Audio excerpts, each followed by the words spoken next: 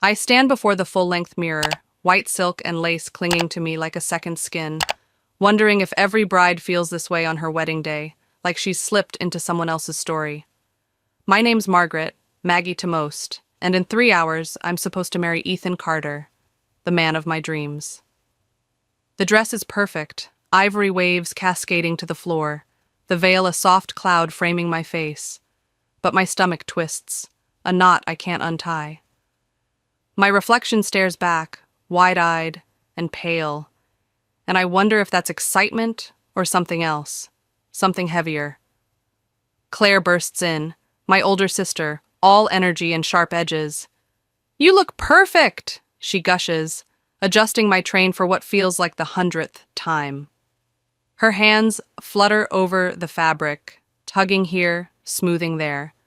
But her smile's tight, a thin line that doesn't reach her eyes. She's been like this for weeks, hovering, watching, her laughter too loud, her silences too long. Something's wrong, has been wrong, a shadow I can't pin down. I catch her reflection behind me, her designer earrings glinting, the ones she swore she borrowed, and that knot in my gut tightens. "Thanks," I say, forcing my lips to curve upward. My voice sounds distant, like it's coming from underwater. "Could you grab my phone from my purse? I want to check if Mom's arrived." It's a lie, a flimsy excuse to get her out, to breathe without her eyes on me. She nods, too quick, and darts to the table across the bridal suite, rummaging through my bag. The door clicks shut behind her, and I'm alone with the mirror, the silence pressing in. 3 hours until I say, I do. But all I want is to rip this veil off and run. Run where? I don't know. Just away from this fairy tale that's starting to feel like a cage. What's wrong with me? I shake my head, chalk it up to jitters, but deep down, I know it's more than that. Something's coming, and I'm not sure I'm ready. Claire's gone, and I exhale, sharp and shaky, the breath I didn't know I was holding spilling out. A knock jolts me, and Sophie, my best friend, slips into the bridal suite, 2 paper cups in hand. She smirks, her dark hair falling over one eye. Better than coffee. Vodka. I laugh, but it's hollow, a brittle sound that cracks in the air. She sees it, narrows her eyes, and hands me a cup. Spill. What's wrong? I open my mouth to answer, to say it's nothing, just nerves, but voices drift up from the garden below, cutting through the haze. My father's growl freezes me in place, low and commanding. Everything's in place. Once they're married, Ethan gets her trust fund. She doesn't suspect a thing. My heart stutters. Ethan's voice follows, my Ethan, smooth and smug. Naive, just like her mother. The cup slips from my fingers, coffee splashing brown across the white carpet, a dark stain spreading like blood. Sophie grabs my arm, steadying me. "Those bastards," she whispers, her grip tight. I can't move, can't breathe, the words echoing in my skull. Trust fund, married, naive. My father, Richard Brown, the man who built Brown Industries with his bare hands, and Ethan, the man I've loved for 2 years, plotting like thieves in the night. Sophie's already moving, shoving her phone into my hands. "Record it," she hisses. I fumble, hit the button just as Ethan speaks again. "Prenups, no problem. Lawyers, an old friend. Left loopholes big enough to drive a truck through." My father laughs, a cold, jagged sound. 6 months, and you'll have full access to her inheritance. The room tilts, my vision blurring, but my hands are steady, the phone capturing every damning word. Sophie's beside me, fury in her eyes, but I'm past shock now, past tears. Rage claws up my throat, hot and alive. They think I'm a pawn, a doll to dress up and rob blind. I stop recording, my breath ragged, and meet Sophie's gaze. "They're stealing everything," I say, voice low, dangerous. "My money, my life." She nods, fierce. "What do we do?" I don't answer yet, but the knot in my gut's gone, replaced by something sharper. something that feels like power. They've underestimated me, all of them, and that's their first mistake. I'm not naive, not anymore. I'm awake, and I'm going to burn their fairy tale to the ground. Claire breezes back in, my phone in hand, her smile too bright. Mom's stuck in traffic, but she'll be here soon, she says, then pauses, taking in the scene, the spilled coffee, Sophie's glare, my silence. Everything okay? Her voice wavers just a hair, and I see it now, the cracks in her mask. I force a smile, tight and brittle. Just jitters. She relaxes, too fast, her shoulders dropping like she's dodged a bullet. But I'm looking at her, really looking.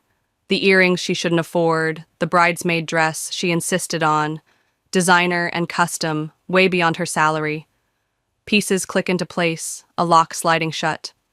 Thanks, I say, taking my phone. Could you check on the flowers? Make sure they're perfect? She nods, eager to escape, and hurries out. The door shuts and Sophie grabs me, her voice urgent. What's the plan? I reach into my purse, pull out a small USB drive, and hold it up. Paranoia pays off. Every conversation in my office, Dad, Ethan, Claire, they're all on here. Weeks of them scheming, plotting to take everything. Her eyes widen, then narrow with a grin. You're a genius. I clutch the drive, my knuckles white. They've been playing me, my own sister, my own blood. She's in on it, Sophie. I heard her name in the garden, something about her cut being negotiated. The betrayal stings, sharper than Ethan's, a knife twisting in my chest. Sophie's hand squeezes my shoulder. Get this to the AV team, I say, pressing the USB into her palm. Tell them it's a surprise wedding video. They'll load it up, no questions asked. She nods, already moving, but pauses at the door. Maggie, you sure about this? I straighten my veil, meet my reflection in the mirror, a woman with fire in her eyes, not a victim, not anymore. They want a show? I'll give them one they'll never forget. Sophie slips out, and I'm alone again, the silence buzzing with my pulse. 3 hours ago, I was a bride dreaming of forever. Now I'm a weapon, forged in their lies. Claire's earrings flash in my mind, Ethan's smug laugh, my father's cold calculations. They think they've won. But I've got the evidence, the truth, and soon, every guest in that room will see exactly who they are. Let them smile for the photos. Let them sip their champagne. Their world's about to shatter, and I'm the one holding the hammer. 2 hours to go, and Sophie drags me into a conference room off the venue's main hall, her face grim but determined. Hacked your dad's cloud, she says, flipping open her laptop. Found this from yesterday. The screen flickers to life, and there's Claire pacing in Dad's office, her heels clicking on hardwood, while Richard Brown, my father, sits at his desk, counting stacks of cash like some mob boss from an old movie. What if she finds out? Claire's voice crackles through the speakers, sharp with worry. Dad doesn't look up, just smirks. Your sister sees what she wants to see, just like she sees love when she looks at Ethan. He pushes an envelope across the desk, thick with bills. Your advance. Claire snatches it, her fingers trembling, and I slam the laptop shut, the sound echoing in the small room. My own sister sold me out for cash, and the sting of it burns hotter than Ethan's betrayal ever could. The door creaks, and my mother Ellen steps in, veil in hand, her fingers trembling slightly as she adjusts it. She's all elegance in her navy dress, but her eyes dart, nervous, like she's hiding something. I take a breath, keep my voice soft but steady. Is there something you want to tell me, Mom? She freezes, mid-motion, the veil slipping an inch in her grip, and for a heartbeat, neither of us moves. Then her hands drop, and she sinks into a chair, her voice barely above a whisper. How long have you known? I step closer, the air thick between us. Long enough, about Ethan, about the prenup, about all of it. How long have you known? She looks away, shame creeping into her face. Your father said it was for the best, that Ethan would take care of you, keep the money in the family. I tried to stop it at first, but you know how he gets. I do know. Richard's a bulldozer, flattening anyone who stands in his way. But hearing her admit, it still cuts deep. My phone buzzes on the table, a text from James lighting up the screen. Everything's ready. You sure? I glance at Mom, her hands ringing now, and make my choice. You've got 30 minutes to decide, Mom. Stand with me when I expose them, or go down with them. Choose. Her eyes widen, a flicker of panic, and she scurries out, the door banging shut behind her. Sophie watches her go, then turns to me. She's weak. I nod, bitterness curling my lips. Always has been, but I'm not. The laptop's still warm under my hand. Claire's greedy fingers burned into my memory. They thought I'd stay blind, but I'm wide awake now. And every second brings me closer to tearing their world apart. Sophie hands me a tablet as we slip back into the bridal suite, her voice low and urgent. Found this too, Ethan's personal account. The screen glows with bank statements, rows of deposits from Dad's private fund, $500,000 funneled to Ethan over the past year. He's been getting paid to court you, Sophie says, and I laugh, a sharp, humorless sound that bounces off the walls. It's not love, it's a transaction, a long con with me as the prize. The door swings open before I can process it fully, and Claire strides in, all fake cheer. Photographer wants some pre-ceremony shots with the family. Perfect timing, right? Her smile's brittle, and I catch the flicker of unease in her eyes as she glances at the tablet. I set it down, slow and deliberate, and turn to face her, my voice ice cold. Tell me something, Claire. How much was I worth to you? Her hand grabs my arm, nails digging in, and she hisses, Whatever you think you know. I yank free, cutting her off. I know everything, and in an hour, so will they. Her face pales, the bravado draining away, and she stammers, You'll destroy us. I step closer, my gaze locked on hers. No, you did that yourselves. The irony hits me, her perfect dress, her shiny new life, all bought with my future, and I almost laugh again. Let's go take those pictures, I say, smoothing my dress with a calm I don't fully feel. I want to remember their faces before it all falls apart. She hesitates, then nods, backing toward the door like she's escaping a trap. Sophie catches my eye as Claire leaves, a silent question in her stare, and I give her a subtle nod. The trap's set. James texted earlier that my inheritance is locked in a new trust, untouchable, and the USB's with the AV team by now. I pick up the tablet again, tracing the numbers with my finger, each one a nail in their coffin. Claire thinks she's still in control, but she's walking into the last happy family portrait she'll ever get. Ethan's voice from the garden echoes in my head, naive, and I clench my jaw. They're about to learn just how wrong they were, and I can't wait to see the shock in their eyes when the truth hits. In the venue's library, James meets me with a stack of papers, his tie slightly askew from rushing. Trust fund's yours, locked tight as of 20 minutes ago, he says, showing me the confirmation. Prenups filed as fraudulent, signed under duress. Ethan doesn't stand a chance. I exhale, relief mixing with the fury still simmering in my chest, when Mom slips in, closing the door softly behind her.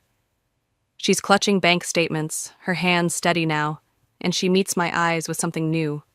Resolve. I've got offshore accounts in my name, she says. Your father's been hiding them for years. I take the papers, scanning the numbers, and ask, What about Ethan's Cayman house? Her hand shakes, just once. I didn't want any part of this, Maggie, but you went along anyway, I say, my voice hard. 30 minutes, Mom. Choose wisely. She nods, hurrying out, and I turn back to James, but voices leak through the wall from Dad's private office next door. Claire's fretting, high and panicked. She knows something. She's been acting weird all morning. Ethan scoffs, all arrogance. Impossible. Everything's been perfect. She suspects nothing. My father snaps, "Both of you shut up. The ceremony's in 20 minutes. Get it together." I pull out my phone, hit record, and step into the doorway, casual as a predator. "What have we worked for, Dad? Enlighten me." Their faces drain of color. Richard's purple, with rage. Claire's white with fear. Ethan's frozen mid-step. I hold up the phone, smirking. "Please, go on." Ethan recovers first, arms outstretched like I'm still his lovesick bride. "Baby, what are you doing here? It's bad luck." I back away, cutting him off. "Save it. I've had enough luck with you to last a lifetime." Dad lunges for my phone, but I'm faster, dodging as he snarls, "You ungrateful little—" I interrupt, voice dripping with mockery. "Careful, Dad. Wouldn't want to bruise the bride before her big moment, would you?" Claire's voice cracks. "Maggie, please." I don't look at her, just keep moving toward the door. "Oh, we'll talk. All right? In front of everyone? Hope you're camera ready. Your performances are about to go viral." I slam the door on their stunned silence and run straight into Sophie, her grip firm on my arm. "Everything's ready. The video's cued, but we've got a problem. Your mom's with me." I turn and there's Ellen, spine straight, eyes clear. "I'm done being a coward," she says, handing me an envelope. "Bank records, transfers, everything your father's hidden." I hug her tight, breathing in her familiar perfume, and whisper, "Thank you." She pulls back, straightening my veil. "Don't thank me yet. Let's give these bastards what they deserve." The calm settles over me like armor. They're scrambling, but I'm in control now, and the clock's ticking down to their reckoning. The wedding march swells through the venue, a syrupy melody that clashes with the steel in my veins. And Mom takes my arm, her grip firm. "I want to see his face when it falls apart," she says, her voice low and fierce, a far cry from the trembling woman I confronted an hour ago. We step through the glass doors, and the aisle stretches before us, lined with 200 guests rising to their feet, their whispers buzzing like static. She looks beautiful, such a perfect couple. Ethan stands at the altar, his smile practiced and dazzling, but it flickers as he sees Mom beside me instead of Dad. Good, let him sweat. We reach the steps, and he extends a hand, his voice a velvet whisper. "You look stunning, baby." I take it, letting him pull me up and lean in close, my breath hot against his ear. "Save your lines for your girlfriend in Miami." His grip tightens, painfully so, and he hisses, "What did you say?" I pull free just as the officiant begins, his tone chipper and oblivious. "Dearly beloved, we are gathered here today." The crowd settles, my father beaming in the front row, Claire pale and trembling beside him, but I'm scanning the room, locking eyes with Sophie at the back. She nods. Everything's ready. "If anyone knows any reason why these two should not be joined in holy matrimony," the officiant drones, "speak now or forever hold your peace." I raise my hand, slow and deliberate, and a murmur ripples through the guests. "Actually, I have something to say." Ethan's smile freezes and he grabs my wrist, teeth clenched. "Darling, what are you doing?" I twist free, my voice sweet as poison. "Giving everyone what they came for, a show they'll never forget." I turn to the crowd, stepping away from him. "Before we continue, there's a video I'd like you to watch." The massive screens flanking the altar flicker to life, and Dad half rises, his face contorting with rage. "Maggie," he growls, but I cut him off, calm and cutting. "Sit down, Dad. You'll want to see this." I nod to Sophie, roll it, and the first clip plays, Dad's voice booming through the speakers. "Once they're married, we'll start moving her assets offshore. She'll never know what hit her." Gasps erupt, phones whip out, and Ethan lunges for the microphone, but I sidestep, smirking. "Careful, darling. Wouldn't want to look violent in front of all these witnesses, would you?" Next up is Claire, counting cash in Dad's office, her voice smug. "She really doesn't suspect anything?" Dad replies. Your sister's too busy planning her perfect wedding. Someone shouts, "Turn it off." But I raise my voice, steady and unshakable. "Oh, we're just getting started. Let's talk about Ethan's girlfriend in Miami, the one he visited last week while on business." The screen shifts to security footage, Ethan kissing a brunette in a beachfront restaurant, and the crowd erupts, shocked murmurs swelling. He stammers, "That's not... I can explain." I spin to face him, my smile ablade. Explain the offshore account? The fake prenup? Or maybe this? The garden clip plays, Ethan laughing with Dad hours ago. It was easier than I thought. She really believed all that love at first sight crap. "Security!" Dad roars. But I laugh, cold and clear. "They work for me now, just like the cameras in your office, just like everything you tried to steal." Claire rushes forward, pleading, "Sis, please." I cut her off, turning to the guests. "My own sister sold me out for 100 grand and a promise of more. I've got the receipts for that too." The screens flash bank transfers, and Ethan grabs my arm again, hissing, "You're making a mistake." I yank free, my voice ringing out. "The only mistake I made was trusting any of you. But I fixed that." The courthouse steps gleam under camera flashes as Mom and I face the wall of reporters, her hand squeezing mine for strength. "Miss Brown, how does it feel to take down your own family's criminal empire?" one shouts, and I step to the mics, my voice steady. Not my empire anymore. As of today, Brown Industries is being restructured into a victim advocacy organization. Every penny they stole will be returned. Another calls out, "What about your sister's claims you're destroying your family legacy?" I meet his eyes, unflinching. Legacy? My father's legacy was built on lies and theft. I'm building something better, truth and justice. A commotion erupts below, and Claire pushes through, no longer in her bridesmaid dress, but plain clothes, her face raw and mascara streaked. "I want to make a statement," she says, trembling but resolute, and the cameras swing to her. Mom tenses beside me, but I hold up a hand, let her speak. Claire steps forward, voice breaking. "My sister was right about everything. I was jealous, greedy, and I helped hurt people." She turns to me, eyes pleading. "I'm sorry, Maggie. I'm so sorry." She pulls a folder from her bag, handing it to a nearby officer. Account numbers, contacts, every scheme I knew about. I'm ready to testify. The reporters explode with questions, but I watch her, seeing real remorse for once. "Actions speak louder than words," I say quietly, and she nods, stepping back. James joins us, tablet in hand. First restitution payments are out. Victims are getting their lives back. Ethan's talking. Your father's network is crumbling. Sophie's beside him, phone glowing with a video. A young woman, tears streaming, saying, "Thank you, Maggie. You gave us hope." More messages flood in, victims finding their voices, and I turn to the press, my smile fierce.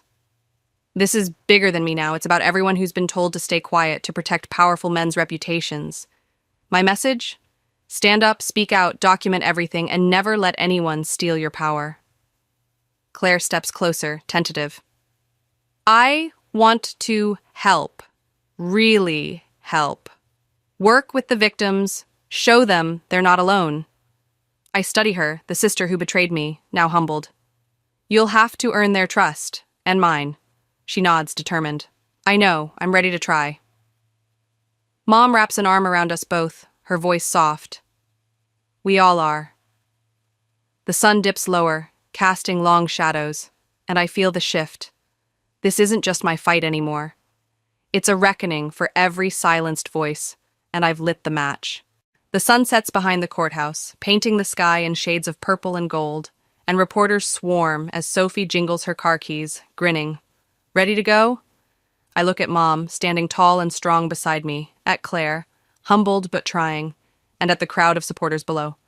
Victims, survivors, strangers cheering my name. Yes, I say, my voice firm. I'm ready for whatever comes next. Some endings aren't weddings, I realize. Some are the courage to stop one, and this is mine. A beginning forged in fire. I step forward, shadows stretching behind me, and the cameras keep rolling, phones lighting up with my story trending worldwide. James told me earlier the FBI's rounding up Dad's international partners, assets seized, lives restored, Sarah's company, Maria's inheritance, Rebecca's business, all coming back because I refused to stay quiet.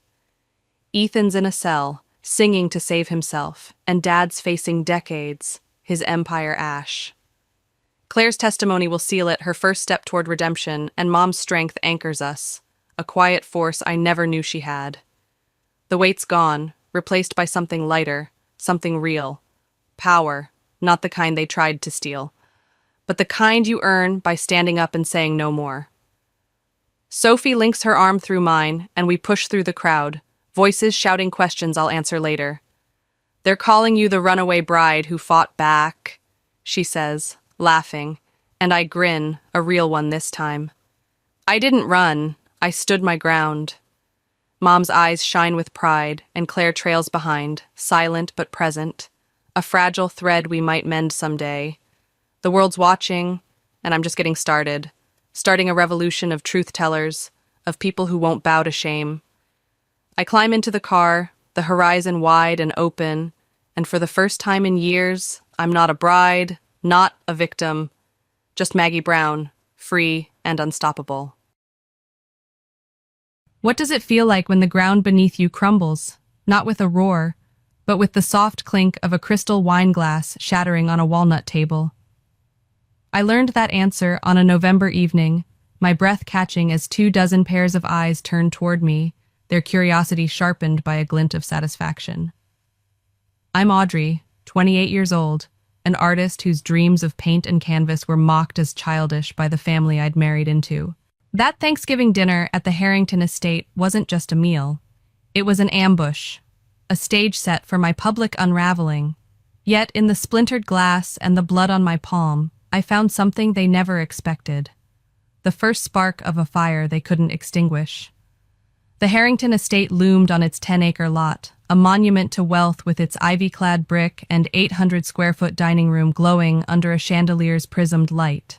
I stepped inside, my boots soft on the polished hardwood, feeling the weight of Mildred Harrington's gaze. Brandon's mother, her silver hair coiled like a crown. My husband, Brandon, sat at the far end of the walnut table, his eyes avoiding mine, while his sister Julie smirked behind a glass of Pinot Noir. My best friend Lindsay, who'd insisted on joining me, squeezed my hand under the tablecloth, her presence the only tether keeping me grounded. Mildred's voice sliced through the chatter, crisp as the autumn air outside. Audrey, dear, do try to sit up straight. First impressions linger. The cousins chuckled, their forks scraping bone china. I forced a smile, my stomach nodding, sensing the evening's undercurrent, like a river waiting to pull me under. The meal progressed, turkey carved with precision, cranberry sauce glistening like rubies. I was reaching for my wine glass when Brandon's voice, cold as the November frost, stopped me. Audrey, we need to talk. Before I could respond, an ochre envelope landed in front of me, its thud drowned by the clatter of my glass slipping from my fingers. Shards scattered across the table, a thin line of blood tracing my palm. Divorce papers, Brandon said, as if announcing we'd run out of pie. Mildred sipped her wine, setting her glass down with a deliberate clink. We thought it gentler to do this with family present, she said, each word a royal decree. Gentler for whom? The question burned in my throat as Julie's smirk widened, her eyes gleaming with years of stored venom. You filed for divorce at Thanksgiving dinner? I repeated, my voice steady despite the tremble in my bleeding hand. The room pulsed with their laughter, Julie's voice cutting sharpest. Oh, come on, Audrey. That little 200-square-foot art studio behind the house? It's just your excuse to avoid a real job. Even the cousins I'd thought neutral grinned, their amusement a blade twisting deeper. I looked to Brandon, searching for the man who'd once carried paint cans to my studio, his laugh warm in the summer dusk. But he stared at his plate, a stranger in the 5,000-square-foot house we'd shared. Mildred dabbed her lips with a pristine napkin. "We're helping you wake up, dear. This family needs someone sturdier." My chest tightened, the air thick with their judgment. Beneath the table, Lindsay's grip tightened, her warmth a lifeline. My hand brushed my purse, where a secret lay hidden, a deed to this very estate, signed over by Brandon one drunken night on our 5th anniversary. He'd forgotten. I hadn't. "You're right," I said, rising, blood dripping onto the tablecloth, staining its cream weave. "I don't fit with this family. I'm far above your standards." Brandon's head snapped up, his face flushed. "What?" Mildred's fork paused midair. I turned to Lindsay, my voice calm but edged with steel. "Can you take me to the hospital? My hand's bleeding. Oh, and Mildred, wash that tablecloth soon. Bloodstains, kind of like deed transfers." The room froze, cutlery clattering. "What deed transfer?" Mildred's voice wavered, her composure cracking. I smiled, small but cold enough to chill the chandelier's glow. "Happy Thanksgiving. This may be your last meal in this house." I walked out, Lindsay at my side, ignoring Brandon's shouts and the toppled chairs behind me. The November air hit my face, sharp and freeing, as I left their suffocating legacy in my wake. The bleeding could be stitched. The plan was just beginning. The world blurred past Lindsay's car windows, suburban streets lit by amber lamps, as the sting in my palm faded beneath a blood-soaked napkin. I was Audrey, 28, no longer the quiet wife who'd endured 6 years of the Harringtons' scorn. That Thanksgiving dinner had cracked something open inside me, not just my hand, but a resolve I'd buried under their expectations. As we sped 10 miles to a small emergency clinic, I wasn't thinking of the divorce papers or Julie's mocking laugh. I was thinking of the deed in my purse, a 5,000-square-foot estate legally mine, and the life I could build from its walls. The Harringtons thought they'd broken me. They'd only set me free. At the clinic, the fluorescent lights buzzed as a doctor stitched my palm, 6 neat sutures, each a tiny anchor pulling me back to myself. I didn't flinch. The physical pain was nothing compared to the rupture inside, years of silence now roaring to be heard. "You okay?" Lindsay asked, her hazel eyes searching mine as we sat in the waiting room, the antiseptic smell sharp. I nodded, my mind elsewhere, replaying Mildred's icy decree, Brandon's betrayal. "I've been their doormat too long," I said, voice low. "Not anymore." Lindsay's hand found mine, her grip fierce. Back in her car, I opened my phone, fingers steady despite the bandage, and pulled up a draft email to Gloria McDaniel, my lawyer, a woman whose sharp mind had untangled property disputes others deemed impossible. Subject: property at 118 Willow Creek. The time has come. I hit send, the soft chime a battle cry in the quiet night. Lindsay's apartment, a cozy 600-square-foot haven in the city, smelled of coffee and lavender candles. Gloria arrived the next morning, her thick folder and lawyerly gaze all business, no pity, just strategy. We sat at the kitchen table, sunlight slanting through the blinds, as she flipped to a notarized copy of the deed Brandon had signed 3 years ago, his scrawl sloppy from whiskey. "It's ironclad," Gloria said, her voice crisp. "File the ownership confirmation at the county office, then serve the Harringtons a 30-day eviction notice." I nodded, unblinking, the weight of the moment settling like paint drying on canvas. Permanent, vivid. "What's your plan for the estate?" Lindsay asked, pouring me a glass of water. I traced the bandage on my palm, the stitches a map of where I'd been and where I was going. "It's not just a house," I said. "It's a chance to build something real. A place for art, for people like me who've been told they're not enough." That evening, I drove back to the Harrington estate, the 10-acre lot silent under a crescent moon. My headlights caught the glass doors, reflecting like a mirror to my past. I didn't knock. I rang the bell because I had every right. Brandon answered, his face pale, eyes wide. "Audrey, About yesterday. It's not about yesterday, I interrupted, holding out the eviction notice, its paper crisp in my bandaged hand. It's about the past 6 years. He stepped aside, and I entered the 800-square-foot living room, still heavy with the scent of wood polish and Mildred's expensive perfume. She sat on the velvet couch, Julie beside her, both frozen as I placed the notice on the glass coffee table. "What's this?" Mildred asked, her voice sharp but unsteady. "An order to vacate within 30 days, I said, locking eyes with her. "This house has been legally mine since last year." Brandon forgot. The air thickened, their silence louder than the laughter that had mocked me 24 hours ago. Julie exhaled, her smirk gone. Brandon's hands clenched, but he said nothing.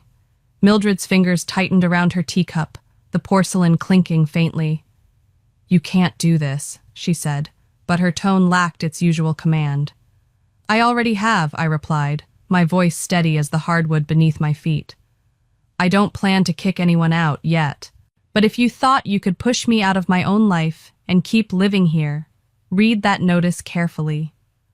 I turned, leaving their stunned faces behind, the echo of my boots on the floor a rhythm of reclaiming.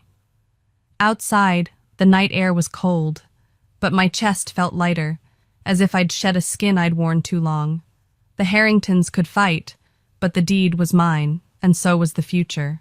I drove back to Lindsay's, my mind already sketching plans, not just for a house, but for a haven where art and souls could mend. The stitches in my palm itched, a reminder that healing, like painting, took time and precision. I was ready to begin. What does a house become when its walls, once heavy with judgment, are stripped bare to whisper of possibility? As I stood in the Harrington estate's grand foyer, the scent of old plaster dust mingling with the crisp December air, I saw not a mansion, but a canvas. I'm Audrey, 28, no longer the silenced wife, but an artist wielding a deed and a dream.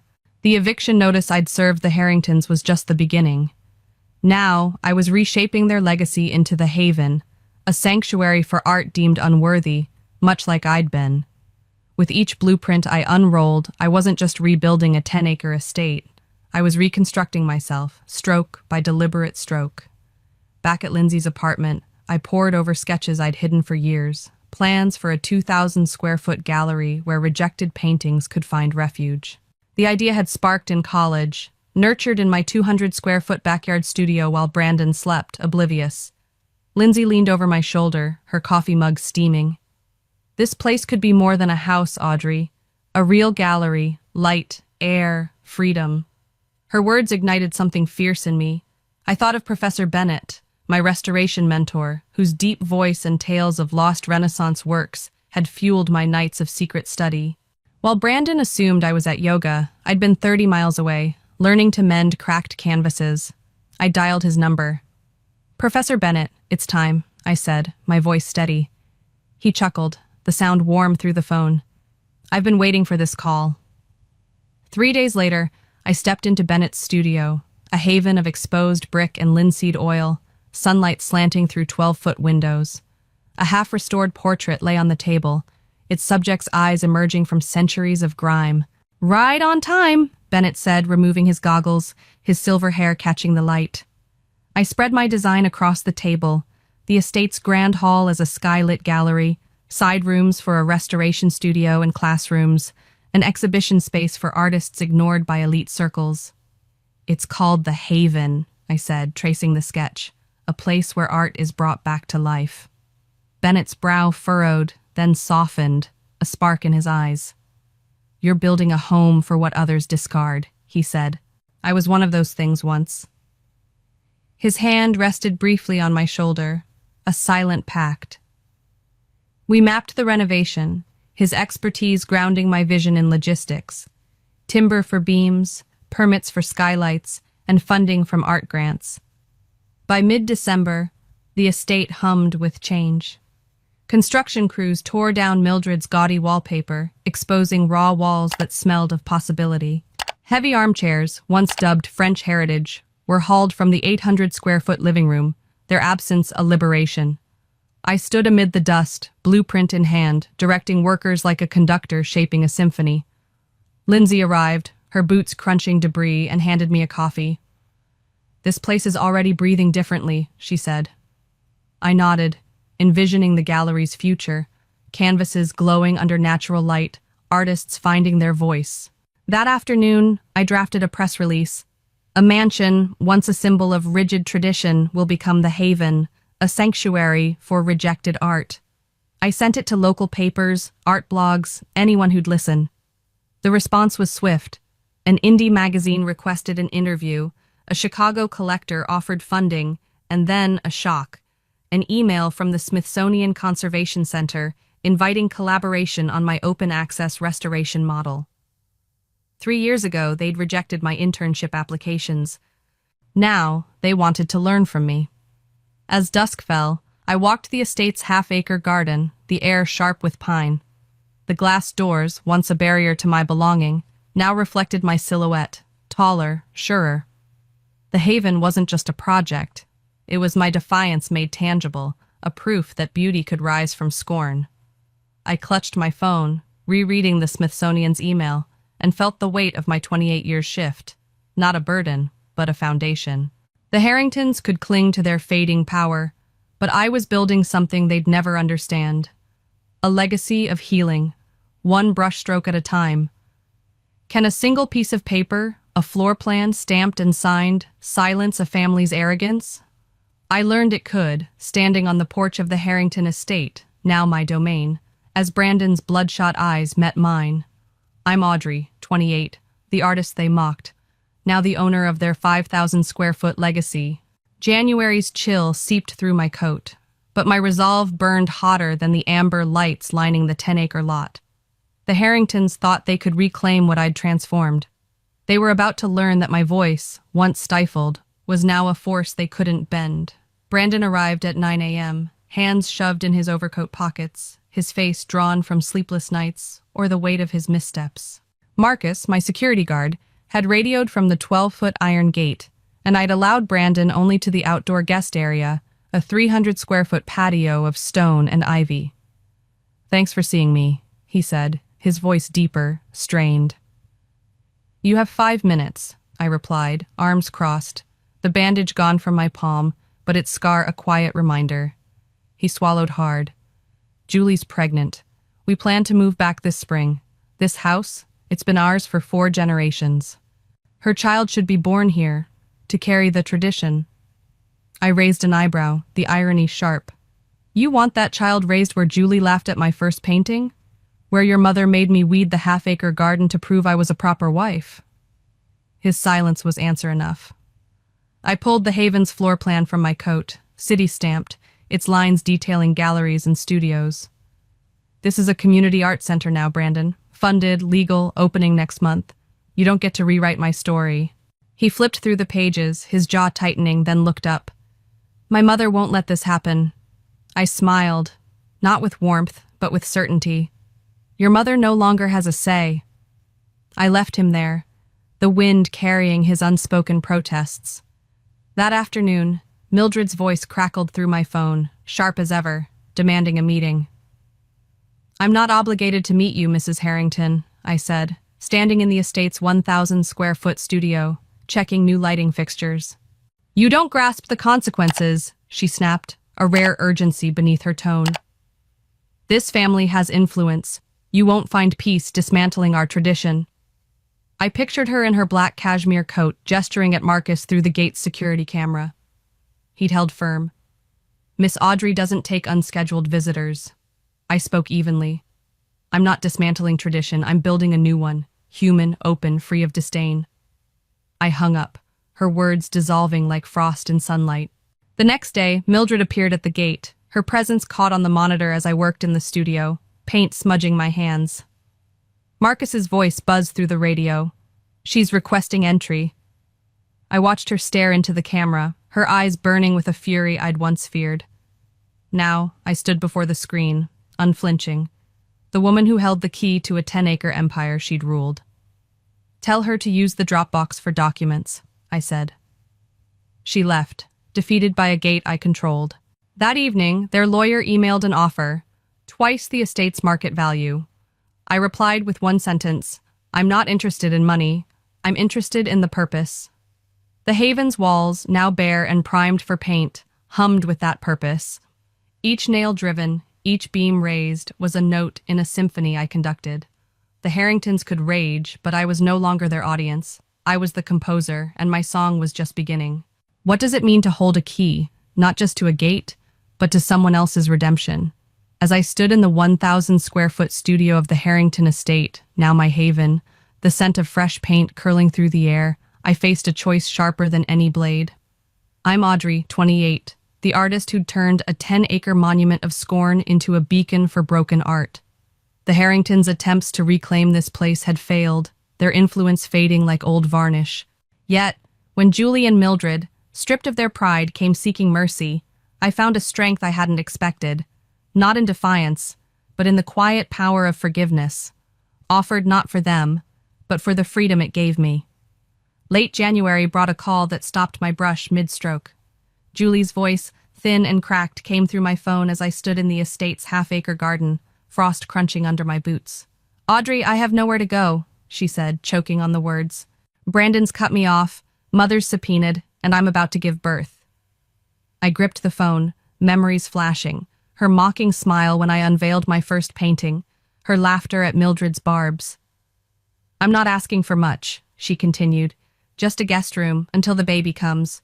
For the child, please." The wind stung my cheeks, but my heart stayed steady. I thought of the 500-square-foot guest house behind the garden, empty and clean. "I'll reset the code," I said, my voice even. "You can stay until you find another way, but this is for the child, not you." A sob broke through the line, her gratitude raw and unfamiliar. Hours later, her silver car rolled up, and Julie stepped out, her belly rounded, a faded canvas bag in hand. No designer heels, no trace of the woman who'd sneered at my dreams. I led her down the stone path, past newly planted lavender, and opened the guest house door, its lights warm against the dusk. "Thank you," she whispered, eyes red. I paused on the step.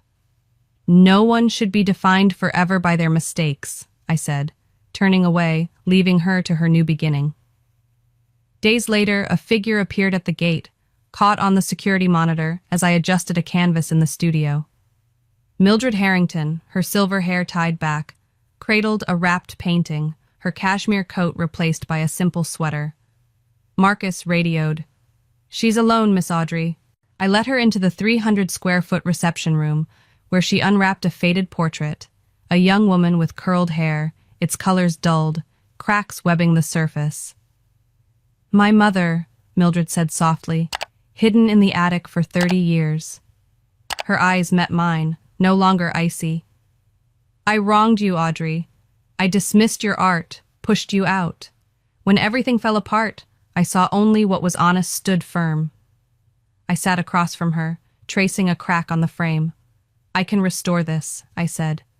"But it won't be the same. Those cracks make it precious, a story to honor, not erase." She looked puzzled, then nodded. "I'd like to work here," she said. "Cleaning, records, anything. To live better, not undo the past." I considered, then slid a file across the table. "Start Monday. You'll train on digital records. This painting's restoration begins next week. You'll help." Gratitude flickered in her eyes, a humanity I'd never seen. As she left, the portrait stayed, a bridge between her past and my future. The guest house lights glowed that night, Julie settling in, while Mildred's request lingered in my mind.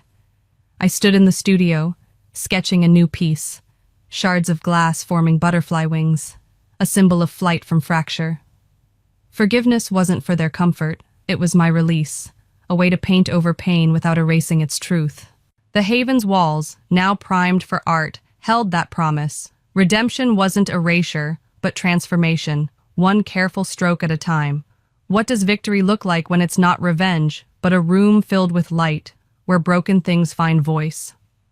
On a February evening, the Haven's 3,000-square-foot gallery glowed with golden warmth, its exposed brick walls alive with art once cast aside. I'm Audrey, 28, the artist who turned a 5,000 square foot prison of judgment into a sanctuary. As I stood behind a curtain gripping a glass of water, I wasn't seeking the Harringtons' defeat. I was claiming my truth, letting it shine through every canvas, every guest who'd come to witness what scorn couldn't destroy. Opening night pulsed with energy. Reporters, curators, and artists filled the gallery, once the Harringtons' stately foyer, their footsteps echoing on hardwood. Lindsay, in emerald velvet, whispered, "There's a line around the block, and Channel 6 is filming." My heart pounded, not from fear, but from knowing I had nothing left to lose.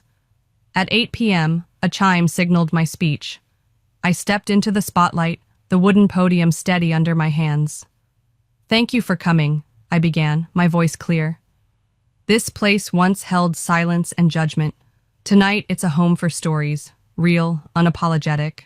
I signaled, and staff unveiled Reclamation, a massive oil painting, a flipped dining table, shattered crystal, mirrored faces of pain and anger, and at its center, a woman with a paintbrush, gazing forward. "This is Dignity Voice," I said. "This is me." Applause rose, a wave that drowned the past. Suddenly, Mildred entered, back straight, with Brandon and a pregnant Julie. "This is a public space, I presume," Mildred said, voice cold. "Everyone's welcome," I replied, smiling, "even those who called art a cheap pastime."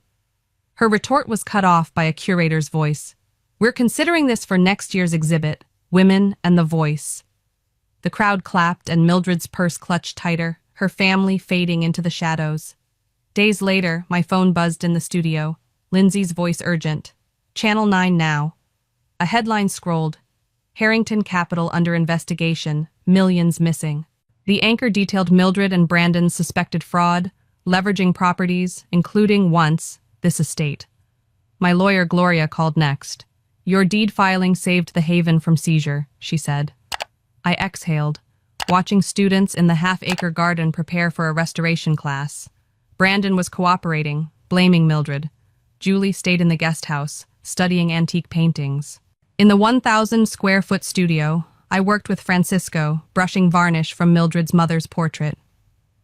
"You've changed this place," he said, "and its people." Julie's son, Isaac, was born, his blue eyes gentle. Mildred, in a studio uniform, dusted frames, her presence quiet but steady. In the garden, lavender bloomed, Julie pushing Isaac's stroller, Mildred jotting notes. The estate, once a cage, now breathed healing. I wasn't just an artist, I was a keeper of memories, giving them life through imperfect lines. My next exhibition, Rebuilding